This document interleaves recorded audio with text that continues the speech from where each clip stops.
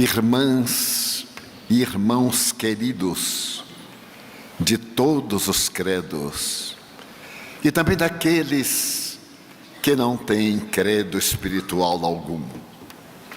Caras amigas, caros amigos que nos acompanham através das rádios e das internets, nossos votos de muita paz.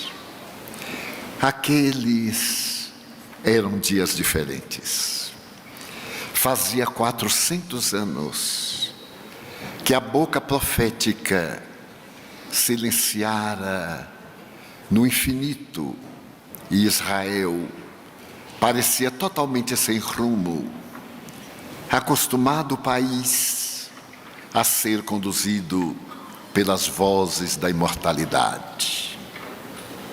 Magdala era uma cidade formosa diante do mar da Galileia, metrópole de características gregas. Segundo alguns historiadores, possuía parte das suas ruas calçadas com pedaços de mármore. As mansões, os virinos demonstravam a grandeza e o poder helênico que ali se instalara. Magdala tornou-se célebre, primeiro porque por 2 vezes a rainha Cleópatra veio passar o período ardente do verão egípcio na calma e agradável Magdala.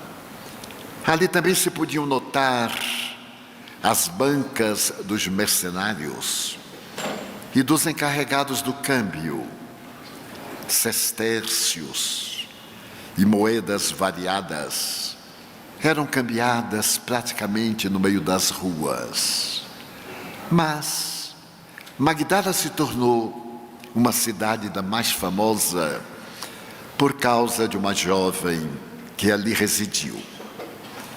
O seu palacete tomava praticamente uma quadra e estava adornado de ciprestes e de coníferas que apontavam seus dedos verdes na direção de um céu azul turquesa, mas também porque estava próxima do mar, aquele mar que se apresentava beijando as praias com as rendas de espumas, que se tornaria célebre, porque um homem ímpar elegeu as suas margens e as suas águas para cantar a sinfonia inacabada do amor.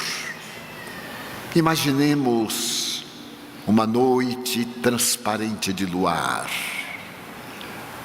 A argêntea, mensageira do sol, derrama sobre as águas tranquilas do mar espelho a grande fímbria de luz que termina na praia de terras arroxeadas e de pedras miúdas. A vila grandiosa da meretriz, famosa pelos seus encantos. E acima de tudo, porque se dizia que periodicamente forças tenebrosas dominavam-na e ela tombava no êxtase, pálida, marmórea, semi-morta. Foi numa noite dessas que alguém chegou do lado exterior e na porta de madeira velha bateu com muito vigor o bastão de caminhante. Um servidor abriu o postigo e percebeu que o caminhante era um mendigo e pediu-lhe que se retirasse, principalmente porque a senhora, naquela noite, não recebia ninguém. Mas o caminhante, que a parecia conhecer, disse-lhe: eu tenho uma entrevista com a senhora. Ela pediu que ele viesse dizer o resultado de um empreendimento que me confiou. Mas o servo, que conhecia todas as artimanhas dos necessitados de contemplar a mulher muito cara, redarguiu-lhe que ele se afastava, ou traria os mastins que defendiam a casa para expulsá-lo. Aquela era uma noite que ela estava dominada pelos demônios. Havia um silêncio. Os servos, que já viviam descalços, caminhavam suavemente para que nada perturbasse o transe da meretriz. Mas o estranho parecia disposto a não ceder, e golpeando a madeira velha dizia: abram-me de acesso ao pátio, ou terão talvez a pior noite das suas vidas. O porteiro aturdiu-se, porque era uma mulher estranha, temperamental, dominada por estranho poder, e abriu a porta. O carvalho velho rangeu das ferraduras gastas. E naquele pátio em que uma fonte cantava suavemente a melodia monótona da queda da água, o mendigo disse: tenho que falar com a senhora, mas é impossível, hoje ou nunca mais, mas é impossível, tenho que falar com a senhora, ou gritarei até que ela própria me venha receber. Chamou-se o mordomo, e este falou que era impossível. Havia observado desde há 2 noites e 2 dias que ela estava num transe estranho. O incenso bailava nos tripés com brasas, e na sua sala de dormir os reposteiros estavam caídos, e somente uma claraboia permitia poder vê-la recostada no triclínio e no aspecto de horror. Mas o mendigo pediu que lhe fossem falar. Ela estava esperando, e se não fossem, arrepender-se-iam. A serva de maior confiança daquela estranha mulher que viera, não se sabe exatamente de onde, resolveu consultá-la. Mas o mendigo foi pés após pegadas e abriu abruptamente a pesada cortina de veludo vermelho e pôde vê-la. Ela estava no triclínio com um traje negro que deixava uma fenda imensa na perna branca que a claraboia vestia de luar. E o mendigo atirou-se-lhe aos pés. O quarto estava abafado. A mirra, o incenso inundavam aquele quadrângulo. E ele gritou: senhora, senhora, eu venho conforme prometi, senhora. E sacudiu-a, saindo de um letargo, os olhos quase sem luminosidade, a voz numa garganta túrgida. Saio quase como no lamento: que queres de mim? Senhora, eu o encontrei. Não vos lembrais de mim, senhora? A mulher, que despertava suavemente do letargo, viu aquele corpo ajoelhado a seus pés e meneou pesadamente a cabeça, aturdida. Senhora, eu estive convosco há poucos dias, quando vinhais de Cafarnaum, e fiz parar a vossa liteira, pedindo: socorro! Eu necessito ver Jesus, que está aqui próximo e está limpando as desgraças das criaturas humanas. Senhora, vós abristes a cortina e percebeste que eu era um leproso. Desejaste recuar. Próculo, o vosso amante romano, estava ao vosso lado, e ela segurou-lhe o braço e disse: afasta-te, afasta-te de mim. Senhora, eu tenho lepra. E Jesus está curando os miseráveis como eu, aqui próximo em Dalmanuta, ajudai-me, eu necessito ver Jesus. E vós dissestes, atirando-me uma moeda de ouro, vai e encontra-o, e se tu encontrares, vem dizer-me, porque a tua é a lepra de fora, enquanto eu tenho-a dentro de mim, sem que ela saia. Eu abri-lhe o peito, na ferida roxa, aberta, purulenta, vós recuastes e dissestes, se o encontrares, lembra-te de mim, que também carrego os sinais da decomposição. A liteira seguiu, e eu fui a Dalmanuta, e ele me recebeu. Senhora, ele passou a mão na minha face, eu senti o frêmito do corpo inteiro, percebi que as feridas se movimentavam, e de repente, vede, Senhora, e rasgando no peito a camisa velha, mostrou-lhe o tórax liso, sem uma cicatriz. Vede, Senhora, a meretriz mandou que aumentasse o achote, olhou, que te fez ele? Senhora, ele passou minha mão e disse-me, não peques mais, para que não te aconteça nada pior. Então, porque me ajudastes e me pedistes que se eu o encontrasse, viesse dizer-vos, eu aqui estou, porque ele se encontra ali, em Cafarnaum, a menos de 15 quilômetros daqui. Ele dorme na casa de um pescador, é o único lugar em que ele dorme mais de uma vez. Ele nunca dorme 2 vezes na mesma casa, somente ali, e em Betânia, na casa de 3 irmãos.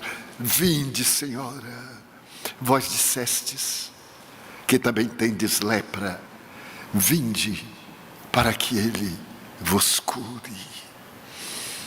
Mas a mulher atormentada encostou-se nas almofadas vestidas de veludo e falou com desânimo, a ti ele te recebeu, mas não a mim. Eu sou uma vendedora de ilusões, e os homens que me buscam serão os mesmos hipócritas que me irão apedrejar no poste de entrada do templo. E ele é homem. Tu tinhas a lepra do corpo, mas eu tenho a lepra da alma que me parece incurável. Senhora, ele é diferente. Ele me olhou e um banho de luar vestiu minha alma de luz. Vinde, Senhora. Ela titubeou. Senhora, vinde. A madrugada avança e amanhã já não o encontraremos. Então ela se moveu lentamente, pediu à serva que lhe trouxesse um pépro romano para cobrir a cabeça, mandou avisar ao barqueiro para atravessar dali de Magdala a Cafarnaum, a barca que a conduzia. E entre os beijos de uma noite enluarada e a gargalhada de prata das estrelas que fulgiam no infinito, uma meretriz, um miserável e um barqueiro entraram na praia formosa de Magdala, e o barqueiro começou a remar na direção do desconhecido.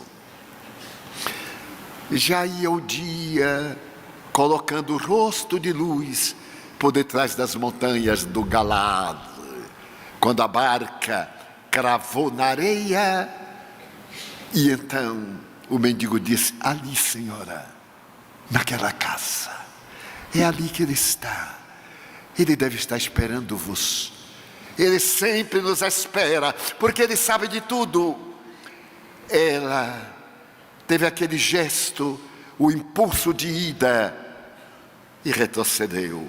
Mas, Senhora, ide, eu tenho certeza que Ele vos receberá. Ela desceu caído o manto e com passo firme venceu a areia úmida até uma porta num quadrângulo da casa semiaberta.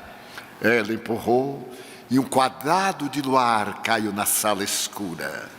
Sentado sobre uma pedra, o homem meneou a cabeça para trás e a cabeleira na tonalidade do merlo, ou do ouro velho, ou do latão escuro, correu pelo ombro estreito e uma cabeça esculpida na maior arte de beleza fez um ângulo no ombro e ela não se deteve. Nunca havia visto um rosto tão belo naquele perfil lateral. Atirou-se ao chão e exclamou: Rabone, mestre querido. E ele disse quase no sorriso: Maria, tu me conheces, Senhor? Maria, ergo bonus pastor sum. Eu sou bom pastor e conheço todas as minhas ovelhas, uma a uma. Não te surpreendas, pois, que te chame Maria. As lágrimas aljofraram rapidamente nos olhos entumecidos da pecadora. E ela disse: se tu me conheces, tu sabes, eu sou Maria. Eu também atravessei os pântanos e pude ver, flutuando sobre eles, o lilás, o branco dos lírios, e na sua margem as flores miúdas com que a primavera canta a chegada da vida. Eu te conheço, Maria. Então tu sabes, Senhor, o que caracteriza a minha vida. Maria, Senhor, eu desejo seguir-te. Maria, não hoje. Eu sei que me seguirás. Eu darei a minha vida por ti. Eu a darei a ti. Eu sei, Maria, não agora. Agora eu te peço que ames, porque o amor é a solução de todos os problemas. Ama, Maria. A quem, Senhor? Aos teus filhos. Pobre de mim.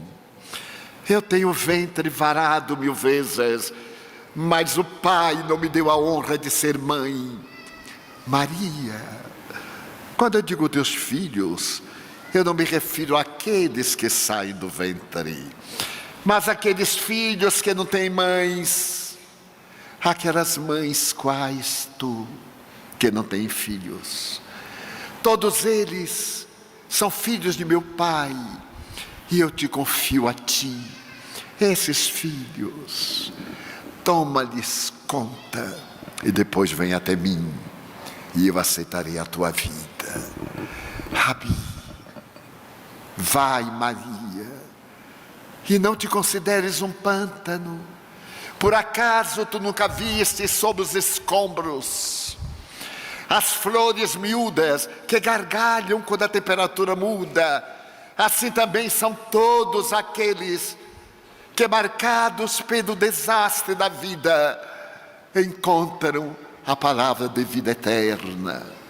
Vai, Maria, eu te esperarei. A mulher, transfigurada, levantou-se lentamente e, sem dar-lhe as costas, foi recuando na direção da praia, e a alguma distância ela percebeu que ele movia os lábios e parecia dizer: vai, Maria, vai e ama. No dia seguinte, Magdala acordou com uma notícia: a meretriz havia enlouquecido. Pela janela do seu palacete, ela tirava as joias, os vestidos, os perfumes. Libertara os servos e os escravos. e gritava: eu encontrei a vida, agora eu sou livre para amar. E dentro em breve, vestida modestamente, pegou de um vasilhame de alabastro, que reteve junto ao peito com imenso carinho, e saiu gargalhando, abandonou de vez aquele palacete que lhe não pertencia, que foi adquirido e desapareceu. No fim da tarde, no meio da multidão que acompanhava o rabi, podia-se ver uma mulher de face esplendorosa, de cabeleira basta, vestida modestamente, de olhos brilhantes, ouvindo falar. Havia, numa cidade próxima, um homem que gostava de receber personalidades distintas. Afinal de contas, ele era fariseu, era rico, mas ele gostava de exibir sua fortuna, recebendo aqueles que se notabilizaram. E foi dessa forma que, ouvindo falar do filho do carpinteiro, ele mandou-lhe um convite para que fosse almoçar na sua casa. E, para surpresa geral, Jesus aceitou a invitação. Era um dia de sol. O caminho estava cercado por álamos, coberto de sombras, ante a entrada palaciana do homem rico. E Jesus, acompanhado por Pedro e João, atravessou a alameda e, chegando à porta, onde estavam escravos, tendo nos braços toalhas de linho e um vasilhame de prata com água para as abluções, o homem rico curvou-se, recebeu com sorriso e apontou a Jesus a entrada da casa rica e bela. O mestre transpirava, a poeira da estrada estava presa ao suor da face.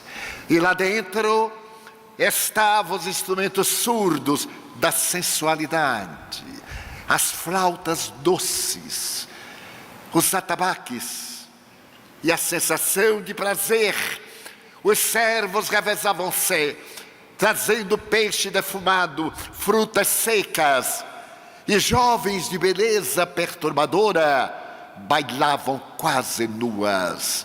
E aqueles que ali estavam sorriam. E o homem rico apresentou a Jesus o triclínio romano, já que era hábito comer-se deitado naquela circunstância. O mestre reclinou-se, os discípulos também ao lado, e a festa prosseguiu. De repente, escutou-se uma balbúrdia lá fora, uma altercação, e ele levantou a cabeça, pois não desejava preocupar os seus convidados, nem aquele estranho personagem. Quando o servo entrou aturdido, e atrás dele, a antiga meretriz de Magdala. Ele a reconheceu de Nopino e olhou para o escravo no gesto de expulsá-la, porque estava ela maculando o sono sagrado do seu lar. Mas a atrevida olhou para ele com a mesma visão. Se ele parecia detestá-la, também ela o detestava, porque ele era seu cliente nas noites frias de inverno. A alto preço se deitava nos coxins do seu leito de prostituição. Sem temer a nada, olhou desaforadamente, como quem diz: expulsa-me, e eu direi aos teus amigos quem tu és. Aliás, muitos deles meus clientes.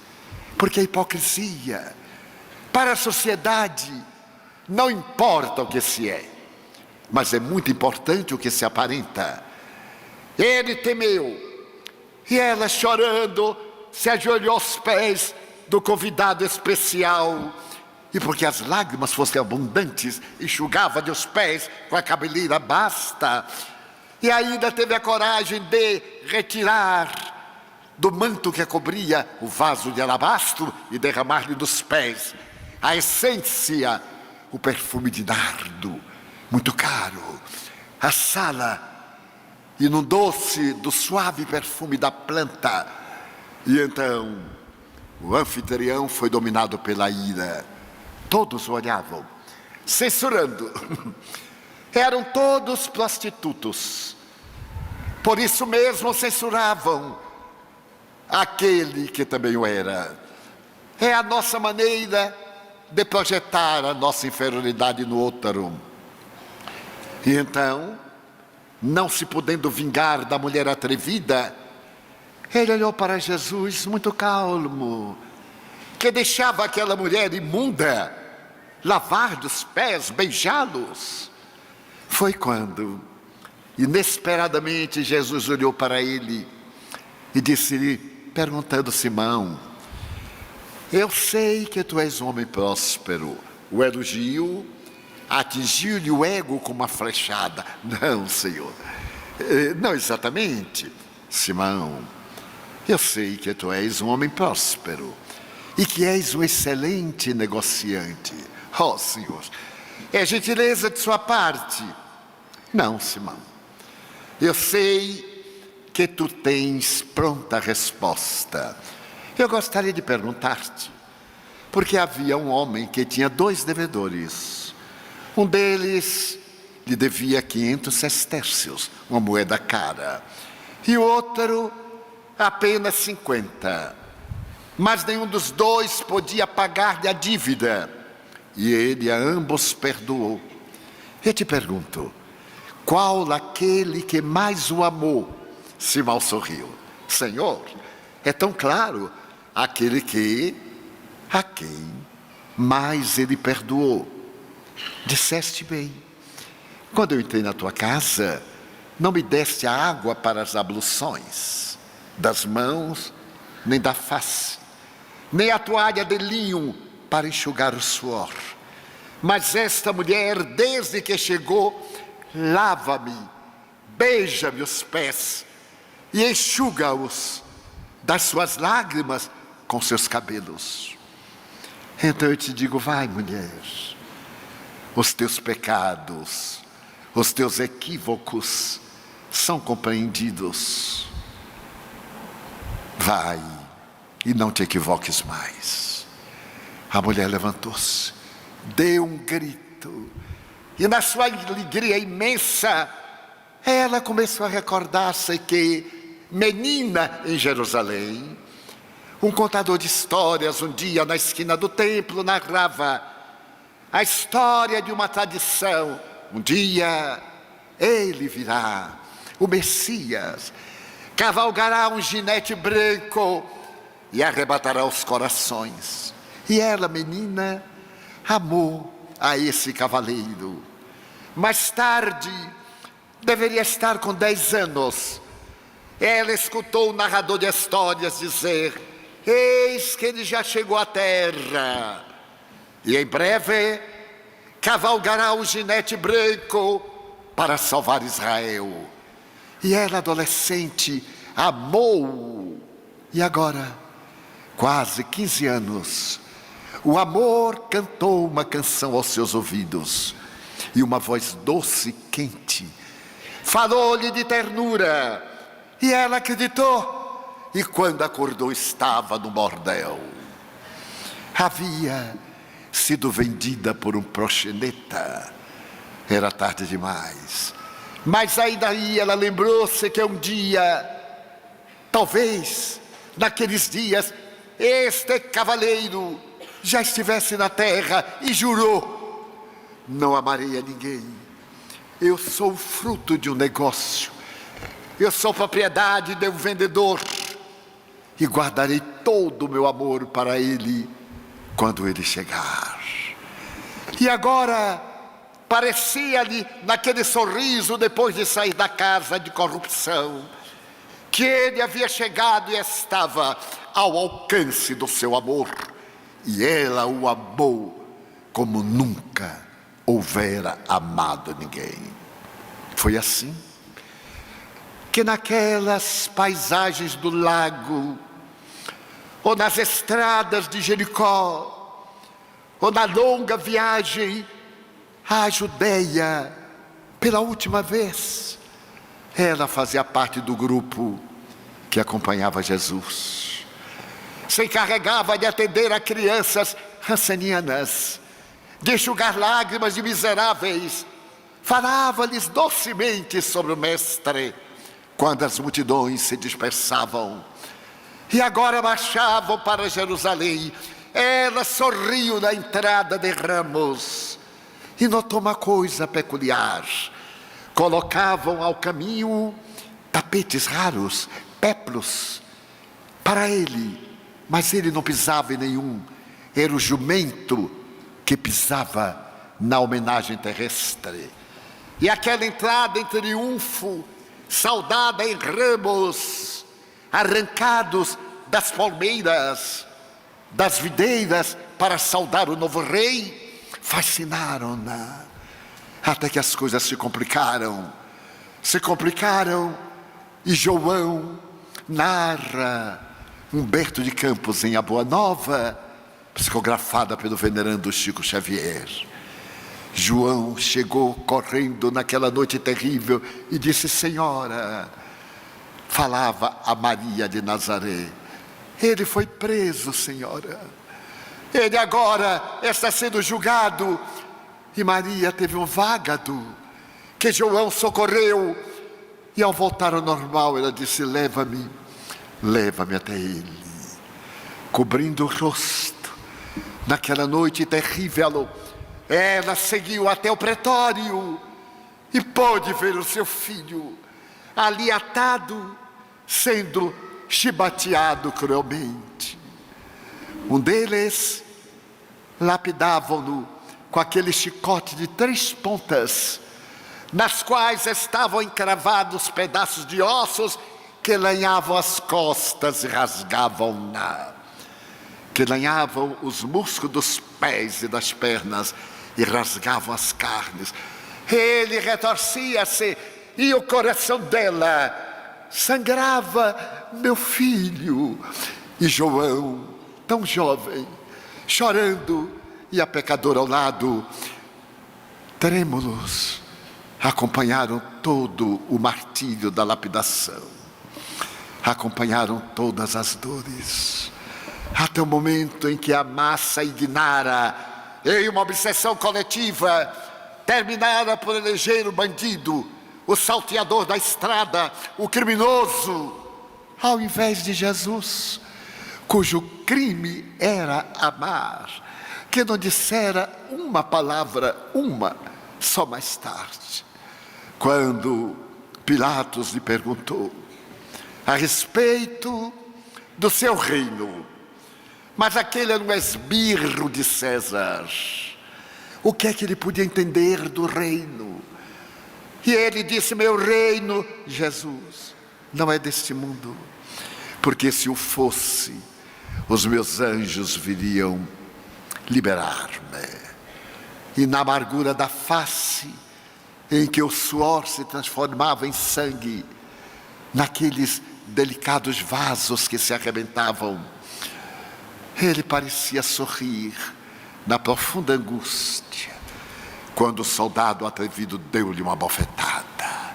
Essa covardia desses indivíduos abjetos, que para agradarem os biltres do poder, submetem-se a essas façanhas infinitamente covardes. Bater na face de um homem de mãos atadas às costas.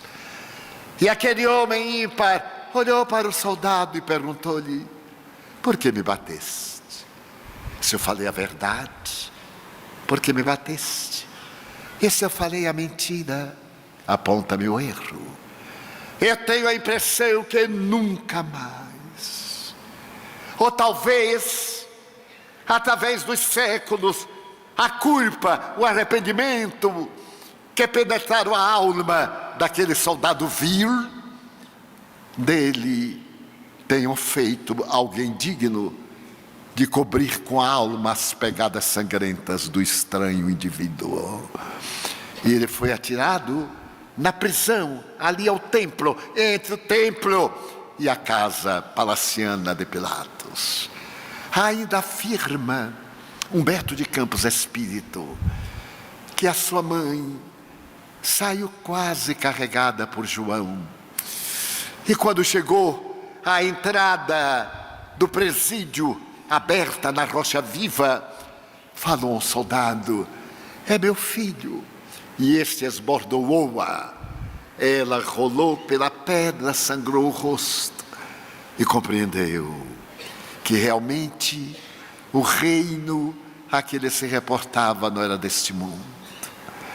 Ela, assessorada pela antiga meretriz, acompanhou a tragédia daqueles últimos passos, a tragédia da Via Dolorosa, porque o Monte da Caveira, pela sua formação geológica, era a alguns passos dos muros da cidade.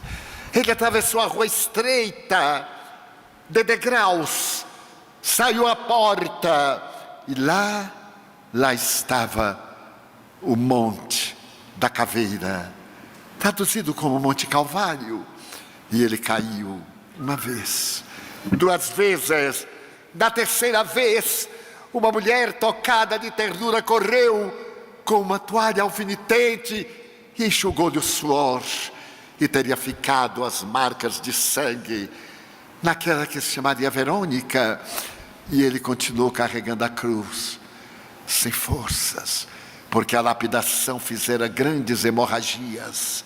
Para poder facilitar-lhe a morte, era uma sexta-feira, não podia ficar ninguém vivo na cruz, na entrada do sábado, não podia.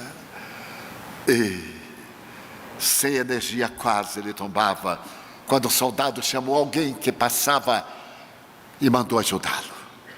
Aquele estranho indivíduo que viera à cidade à busca de apoio para a família doente, principalmente para um filho muito doente, abaixou-se, era forte, ergueu com o ombro a cruz, e aquele que ia para o martírio olhou para trás, numa atitude de gratidão que fulminou a alma do auxiliar que tremeu e encontrou o reino de Deus.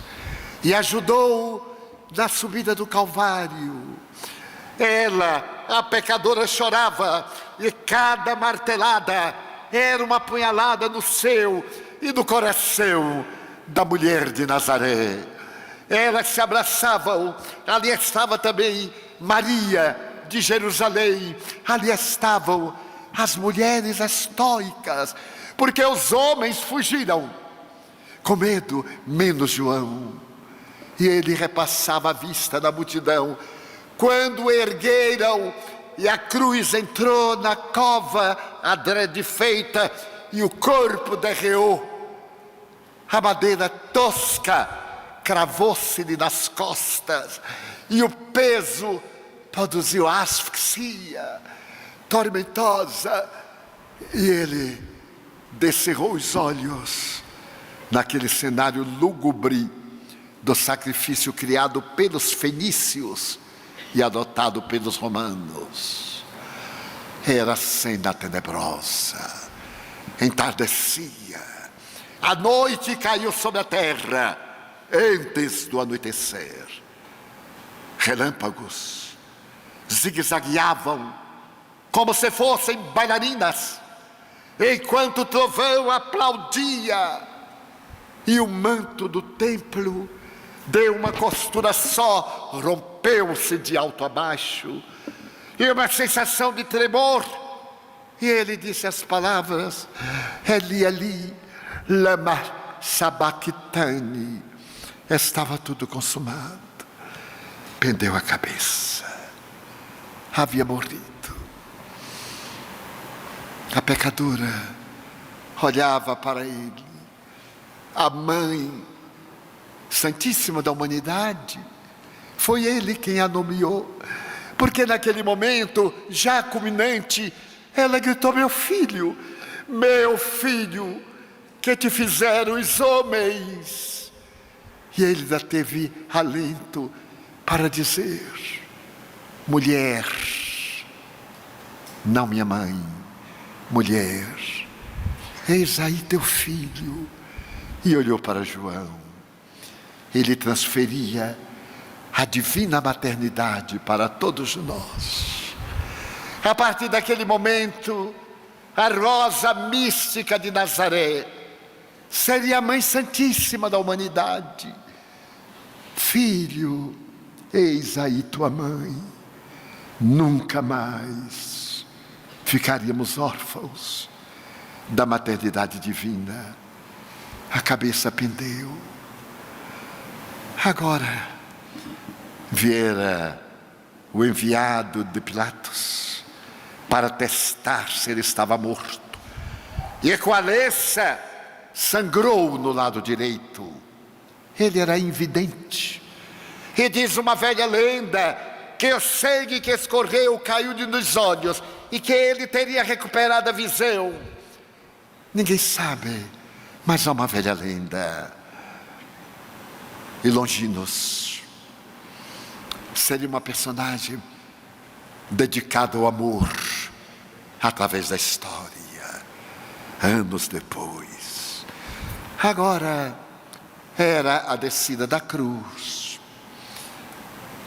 era a cova ainda virgem que lhe fora dada por um fariseu. Eram os 7 metros de tecido branco que lhe fora dado por um príncipe do Sinédrio, Nicodemos, que com ele dialogara. E agora era a grande expectativa, a noite tenebrosa. Os companheiros assustados recolheram-se à casa de Maria de Jerusalém, a mãe do jovem João Marcos. E ao terceiro dia, não suportando mais as saudades, ao amanhecer daquele domingo, ela, Pedro e João foram até a sepultura. E quando lá chegaram antes do amanhecer, levavam essências para, naturalmente, embalsamarem o cadáver antes da decomposição. Não encontraram a pedra de correr, uma pedra de moinho, estava fora do lugar. A sepultura estava aberta e lá dentro estava aquele manto que o cobria, estava o outro que apertava o queixo, e ele desaparecera. Certamente os soldados roubaram-lhe o corpo, numa ironia programada por Pilatos, desde que ele prometera voltar. E ela ficou desesperada. Pedro e João desceram à cidade, mas ela ficou por ali. Naquela rocha medravam rosas silvestres.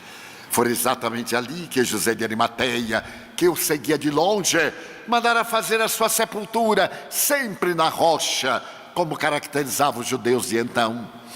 E ela saiu a buscá-lo quando viu de costas alguém. Amanhecia aquele rosto pálido da madrugada, corado dos primeiros raios de sol. E ela gritou: Senhor, para onde levar o meu Senhor? Pensaram que era o jardineiro. E ele, voltando-se, ela exclamou, como naquela madrugada, fazia 2 anos, lá em Cafarnaum: Rabone, Maria. E correu para abraçá-lo. Não me toques. Ainda não estive com meu pai. Mereceria um comentário muito largo, que infelizmente não iremos fazer. Mas vai, Maria, e anuncia que eu voltei. A meretriz saiu correndo até o cenáculo, onde os amigos amedrontados diziam: fomos enganados, ele nos abandonou. Entre outros, Tomé dizia que ele não havia correspondido à expectativa. E ela disse: eu acabo de vê-lo, eu vi, ele mandou. E uma gargalhada: tu, exatamente tu, que eu viste, tu. Não podemos acreditar, porque nós somos assim. Nós perdoamos o que tomba, mas nunca esquecemos do seu erro. sempre lembramos, sempre lhe passamos na cara. Falamos da redenção do culpado, mas olhamos para que ele se lembre que nós conhecemos a sua desdita. Logo tu. E ela sentiu-se envergonhada. Era a única mulher ali no grupo. Mas a Mãe Santíssima acercou-se-lhe. Ainda é narrativa do Espírito Humberto de Campos. Abraçou-a ternamente e disse-lhe: minha filha, o meu coração de mãe diz-me que tu viste. E sorriu. Foi assim que surgiram as primeiras aparições, ali mesmo. A segunda apareceu, dizendo a Tomé: vem, toca, e rasgou-lhe a indumentária no peito, e Tomé, trêmulo, tocou a chaga. Eu creio. Tu creste, porque viste. Bem-aventurado, porém, seja todo aquele que não vendo crê. E agora eram as alegrias da ressurreição. Ele aparecera a 2 viandantes de Emaús. Ele estivera também na praia. Aparecera naquela pesca dita milagrosa. Parecia um fantasma que estava na praia, enquanto os amigos atiravam redes ao mar. E ele disse: à esquerda. E atirando as redes à esquerda, a pesca com mais de 58 peixes foi colocada na barca, que oscilou. Ali naquela praia também ele comeu peixe assado, para mostrar que não era uma visão, que não era etéreo, era ele materializado. Era ele que voltava da erraticidade superior para as palavras finais. E viram também naquela tarde esplendorosa na Galileia, quando João, recordando-se, falava quase 500 pessoas que se reuniram. Eu conheci o Mestre, e ele apareceu aos olhos de todos e propôs: ide e pregai o meu evangelho.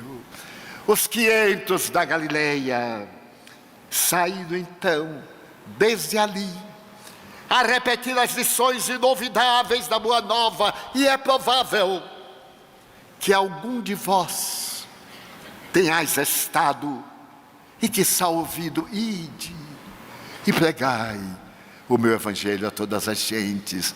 E ascendeu em uma nuvem dourada e brilhante, para voltar somente muitos anos mais tarde na condição de Consolador.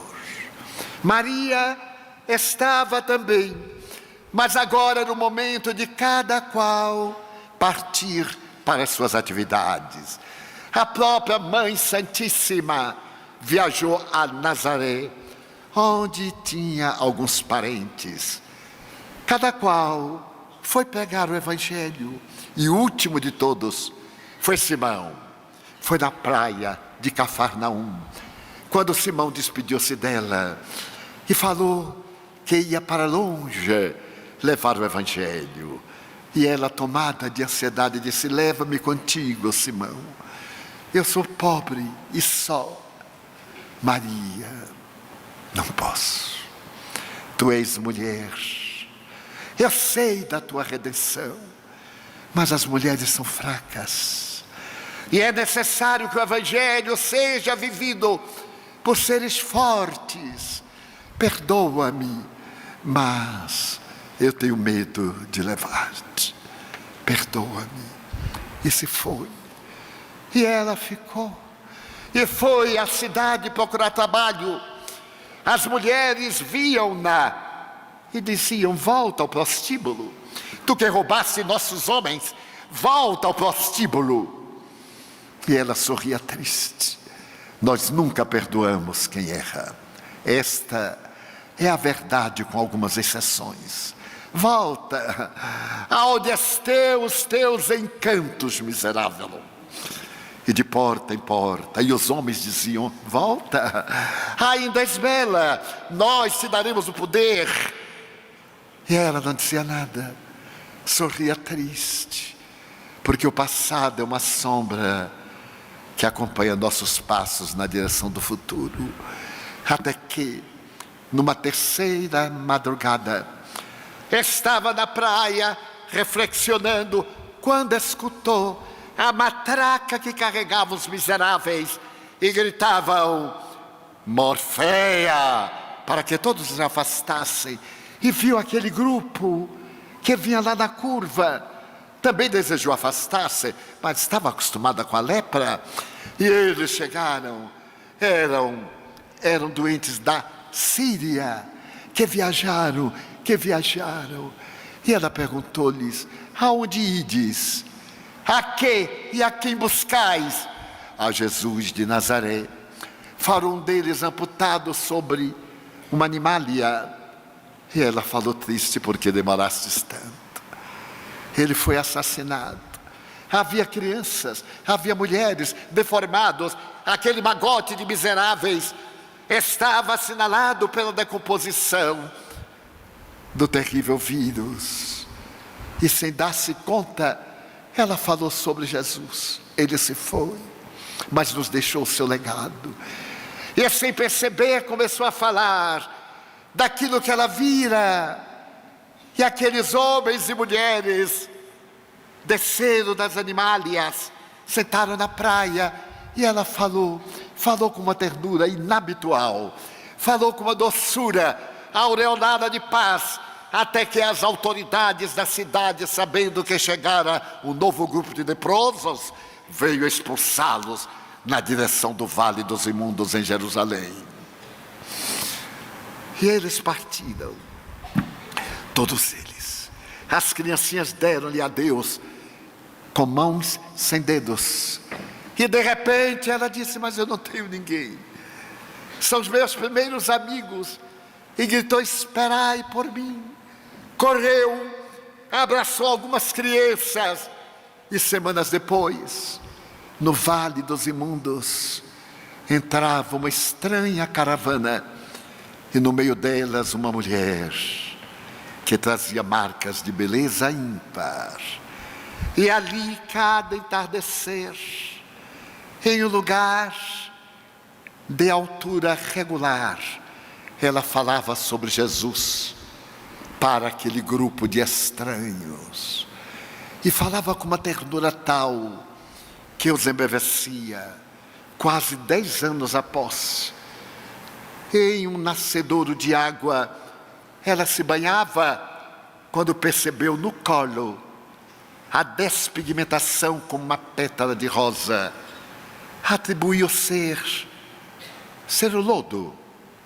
Tomou de um graveto e cravou. Não sentiu dor.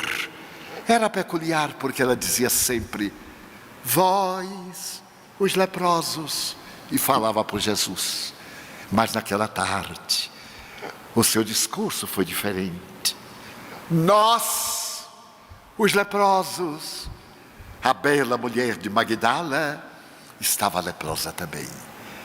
Hei de pagar na carne os crimes que na carne cometi.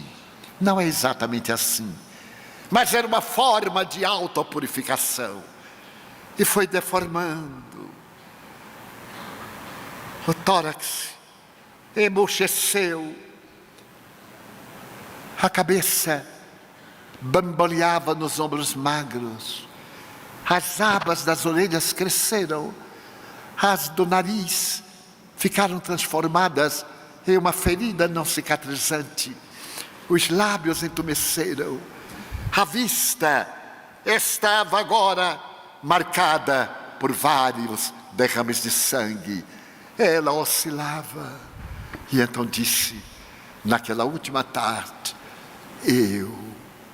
eu vou visitar a Mãe Santíssima em Éfeso, muito distante. E todos disseram: não vás, não aguentarás o calor. Ela sorriu: é meu último pedido, eu quero despedir-me da senhora. E então, cambaleante, viajava à noite e ao dia recostava na sombra do arvoredo das velhas muralhas. crianças atiravam-lhe bagas de pão. E ela andou, e num dia ensolarado, diante daquele mar maravilhoso, ela pôde ver Éfeso, a cidade que estava João, e onde morava Maria, num dos aclives, a 8 quilômetros da cidade, como viria mais tarde a grande vidente alemã, que teria identificado a casa em que João morava com a Mãe Santíssima, a vidente Emérite. E então ela desfaleceu às portas da estrada. O delírio tomou conta dos seus lábios, e o casal de cristãos, vendo a caída, balbuciando o nome de João, o nome de Maria, não trepidou. O casal carregou-a e levou-a até a casa de pedras, de poucos cômodos, acima, de onde se pode ver o mar Egeu, como descreve a mediunidade de Chico Xavier, límpida e cristalina, e cuja porta Maria Santíssima ficava olhando o mar que seu filho tanto amava em Cafarnaum, e onde ele lhe apareceu para arrebatá-la mais tarde. Mas então a mulher de Magdala estava em delírio. João subiu correndo, e durante 3 dias e 2 noites ela permaneceu naquele delírio de febre e não recuperou a razão. Maria, a Santíssima, acariciou-a. João falou-lhe palavras de ternura, e no amanhecer do 3º dia ela sentiu algo estranho. Sentiu que uma força peculiar arrancava-lhe do escafandro material, e ela recuperara a juventude como naquela madrugada. Então força estranha conduziu-a, como se fosse uma caravana divinal. A natureza balbuciava uma sonata da voz do vento e do arvoredo, e ela foi levada, podendo ver que o Jordão parecia uma harpa olhado de cima, e que Jesus foi aquele que tocou na harpa da natureza a canção inolvidável da imortalidade da alma e do amor. E de repente ela estava na praia de Cafarnaum. Ela estava assim, na praia de Cafarnaum. Estava tocada profundamente pelo espírito da alegria e da vida. Ali recordava, estava com a indumentária de quando fora seduzida, fazia tantos anos, apenas aos 15 anos. E olhando para o mar, aquele mar que fica a 200 metros abaixo do nível do mar Mediterrâneo, naquela fossa que termina na fossa mais profunda da terra, que é o Mar Morto, a 400 metros abaixo do Mediterrâneo. Ela ficou ouvindo uma suave melodia quando ela percebeu uma luz que flutuava sobre as águas. Apurou os olhos, adentrou-se pelo mar. Era Jesus. Ele estendeu-lhe os braços, ela tirou-se-lhe. Ele disse: Maria, já atravessaste a porta estreita, agora vem comigo para a casa de meu pai, em homenagem a todas as mulheres do mundo. Tu que te soubeste redimir, vem, Maria. E um rastro de luz desapareceu na madrugada, e naquela noite, provavelmente um astrólogo das regiões distantes, olhando os céus, percebeu uma novíssima, não era uma estrela, era o rastro de Maria de Magdala, entrando no reino dos céus. Na minha opinião, descolorida e simples, foi a maior revolução de amor. Todos os equívocos foram solucionados, porque no amor que Jesus nos ensinou está a resposta para todas as amarguras da gente. Está a resposta para a nossa busca no amor. E se nós amarmos quanto Ele nos pediu, as nossas dores serão transformadas em alegrias do reino de Deus. Lembrai-vos, filhos da alma, que Jesus é os dois extremos da vida, o zênite e o nadir das nossas aspirações. Quando as dores vos parecerem insuportáveis, quando a solidão se vos apresentar tenebrosa e fria, lembrai-vos de Jesus. Uma voz sequer levantou-se para inocentá-lo, e eram centenas aqueles a quem ele atendeu. Quando vos sentirdes desamado ou rejeitado, mantente a irrestrita confiança no amor e vos entregai àquele que é a vida da própria vida. Não temais nunca, porque Ele nunca nos deixa a sós. Elegemos o tema da mulher equivocada, porque todos nós carregamos um espinho na carne e nas carnes da alma. Todos nós, ainda imperfeitos, somos algo. Maria de Magdala ou Miriam de Migdol, que o amor de Jesus nos recebe com ternura infinita, sem nos perguntar quem fomos, mas nos propor o que seremos.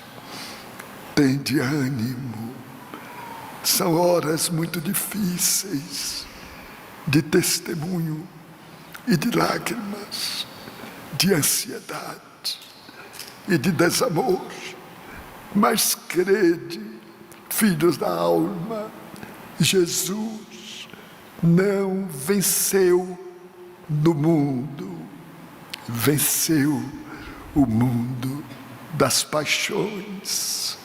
Sede vós aqueles que podeis vencer as sombras do pretérito que vos arrebatam muitas vezes de volta aos abismos da alucinação.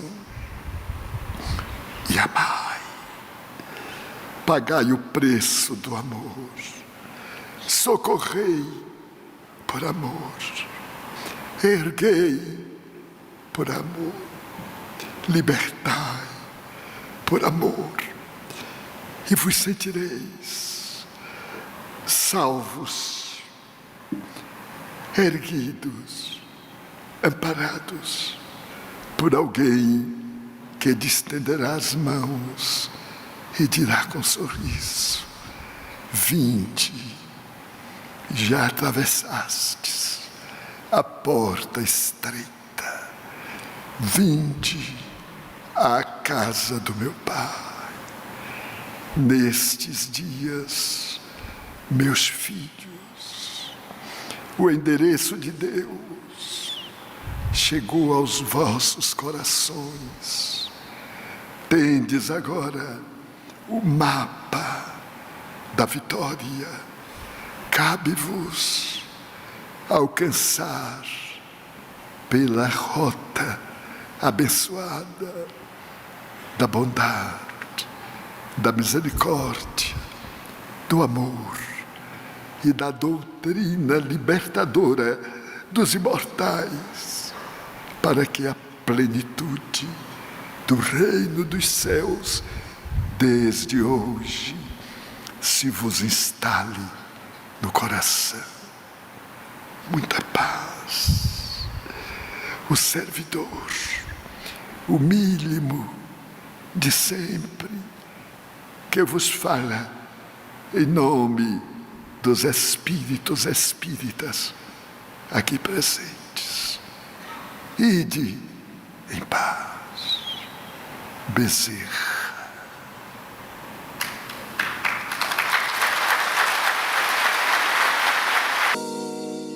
Neste vídeo, Divaldo Franco nos conduz, com a clareza e a profundidade que lhe são peculiares, a uma reflexão essencial sobre as leis divinas que regem nossa jornada evolutiva, exemplificadas na notável transformação moral que o espírito de Maria de Magdala alcançou em uma única encarnação. A doutrina espírita, em sua amplitude e profundidade, esclarece que a reencarnação não se limita a um mero retorno à vida corpórea, mas constitui um mecanismo fundamental da justiça divina e do progresso espiritual. Por meio das sucessivas existências, o espírito tem a oportunidade de reparar equívocos passados, desenvolver virtudes adormecidas e impulsionar sua evolução intelecto-moral. Essa lei de progresso contínuo, inerente ao ser, demonstra a infinita bondade do Criador ao oferecer incessantemente novas chances de aprimoramento e regeneração.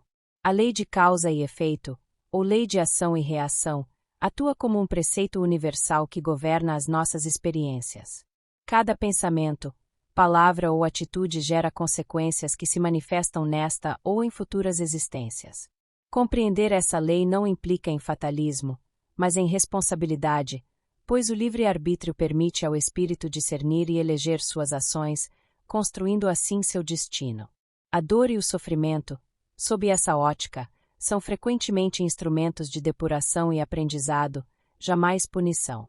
A comunicação com os espíritos, fenômeno basilar da doutrina, transcende a mera curiosidade, estabelecendo-se como uma ponte entre os dois planos da vida, o material e o espiritual. Esse intercâmbio, regido por leis e condições específicas, evidencia a imortalidade da alma e a continuidade da vida. Ao se manifestarem, os espíritos revelam a grandiosidade do plano espiritual e a interconexão entre todos os seres, desvelando a natureza da alma e seus destinos. A moral do Cristo, o cerne de toda a codificação, não é apresentada como um conjunto de preceitos externos, mas como a bússola mais segura para a condução da existência. Os ensinamentos do Mestre, quando internalizados e vividos, promovem a verdadeira transformação moral, afastando o indivíduo das imperfeições e aproximando-o da perfeição relativa a que está destinado. A caridade, o perdão, a humildade e o amor ao próximo são os pilares dessa moral sublime, conduzindo à felicidade duradoura.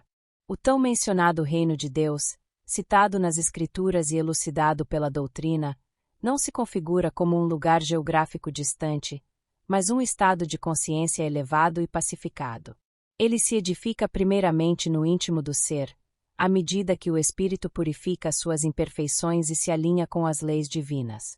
A sua manifestação plena na Terra ocorrerá à proporção que a humanidade, coletivamente, assimile e pratique os princípios da fraternidade, da justiça e do amor universal, transformando o orbe em um mundo regenerado. Que a luz do conhecimento, a inspiração superior e o convite à introspecção sigam iluminando nossos passos e nossas decisões. Que possamos fortalecer a confiança nos desígnios de Deus e manter-nos vigilantes e operosos na edificação de um futuro mais fraterno e espiritualizado, alicerçado nas verdades eternas do Espírito imortal.